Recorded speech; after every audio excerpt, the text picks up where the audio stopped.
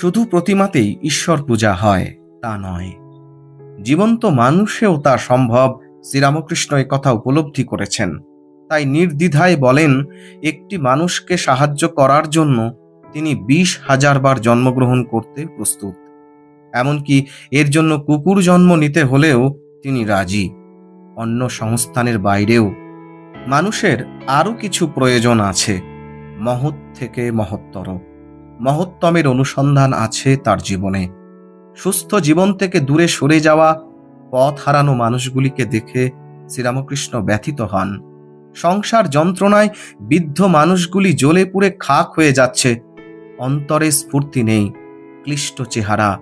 তিনি তাদের সস্নেহে নিয়ে আসেন সঠিক পথে, দেন পরম আশ্রয়। উদাহরণস্বরূপ প্রখ্যাত কবি, অভিনেতা এবং নাট্যকার গিরিশচন্দ্র ঘোষের কথা বলা যায়।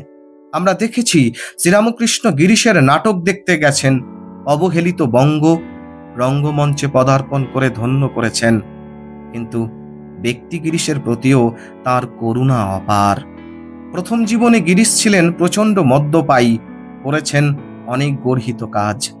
শ্রীরামকৃষ্ণের সঙ্গে পরিচয় হলো, নিজের নাটক দেখাবার জন্য রঙ্গমঞ্চেও নিয়ে এলেন তাকে, কিন্তু একবার মদ্যপ অবস্থায় দুর্ভাগ্য বলে অপমান করে বসলেন। পক্ষান্তরে ক্ষমা সুন্দর শ্রীরামকৃষ্ণ অপরাধ নিলেন না, নিজে তার বাড়ি গেলেন, মার্জনা করে এলেন। অভিভূত গিরিশ ধন্য হলেন। শ্রীরামকৃষ্ণের অযাচিত করুণায় এরপর ধীরে ধীরে তার মধ্যে পরিবর্তন দেখা দিল। তিনি নতুন মানুষে পরিণত হলেন। পরবর্তীকালে রহস্য করে শ্রীরামকৃষ্ণকে বলতেন, তুমি আসবে আগে জানলে আরো বেশি পাপ করতাম। আবার দুঃখ করে এও বলতেন, তার পাপ গ্রহণ করেই শ্রীরামকৃষ্ণের কণ্ঠরোগ হয়েছে।